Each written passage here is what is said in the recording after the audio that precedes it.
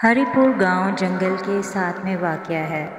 जंगल में एक बहुत डरावना दरख्त है। उसके पास से हर वक्त आवाज़ें आती रहती हैं और कोई डरता उस दरख्त के पास भी नहीं जाता है, क्योंकि दरख्त के अंदर से ताज़ा खून निकल रहा होता है और उसके ऊपर बहुत ही अजीब किस्म के नक्श बने होते हैं। ये दरख्त साल में एक बार फल देता है, लेकिन जब ये फल देता है तो ये सारा का सारा खून से भर जाता है।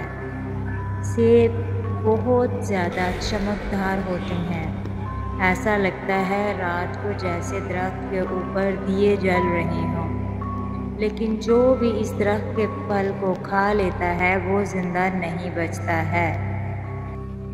और जो भी इस सेब को खा के मरता है तो उसकी शक्ल का सेब इस दरख्त पर लग जाता है। ऐसा लगता है जैसे इस सेब के दरख्त के ऊपर किसी की रूहें लटक रही हो। एक दफ़ा यहाँ से किसी सौदागर का गुज़र हुआ। उसने इस दरख्त से सेब उतार कर अपने पास रख लिए।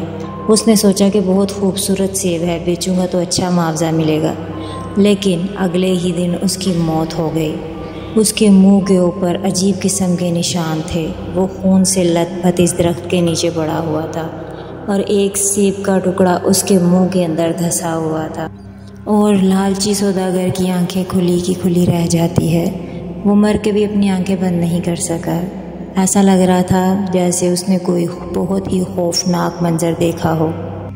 साथ वाले गांव में एक बूढ़ी औरत रहती थी, जिसको सिर्फ इस कहानी का पता था कि इस दरख्त के साथ क्या हुआ है। वो सब लोग इकट्ठे होकर इस बूढ़ी औरत के पास जाते हैं। बूढ़ी औरत उन्हें बताती है कि ये एक जिन और चुड़ैल का दरख्त था। उन दोनों का यहाँ पे बसेरा था। जिन और चुड़ैल आपस में बहुत ज़्यादा प्यार करते थे, लेकिन किसी बात की वजह से उनके दरमियान लड़ाई हो जाती है। जिन अपनी चुड़ैल के साथ बेवफाई करता है। इस बात पर चुड़ैल को बहुत गुस्सा आता है। चुड़ैल जिन को बद्दुआ देती है कि तुम एक दरख्त बन जाओ और जो भी तुम्हारी तरह लालची हो वो भी तुम्हारे साथ इस दरख्त के नीचे ही दफन हो जाए। ये दरख्त सबको कुछ नहीं कहता था। ऐसा नहीं था कि जो भी दरख्त के पास जाता उसे खा लेता था। ये दरख्त सिर्फ उसे ही खाता था जो इसका फल खाता था, और जो इसका फल खाता था वो हमेशा के लिए सो जाता था। अली और उसके कुछ दोस्त अपने दादा से मिलने के लिए गाँव आते हैं। अली अपने दादा से पूछता है कि ये क्या माजरा है। मैंने एक स्टोरी सुनी है एक डरावने दरख्त के बारे में।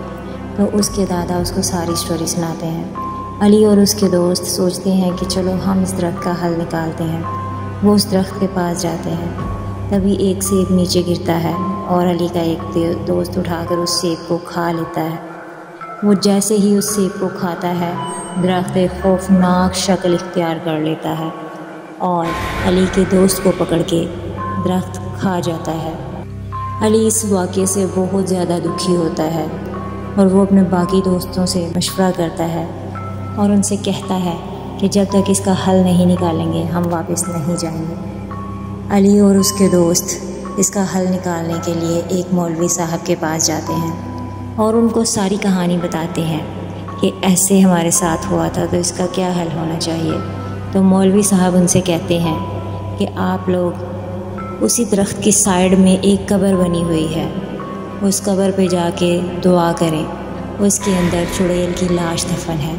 गांव के सारे लोग इकट्ठे होकर उस कब्र पे चले जाते हैं और जैसे ही दुआ करना शुरू करते हैं, हर तरफ अंधेरा छा जाता है। ज़ोर ज़ोर से बिजली गरजने लगती है।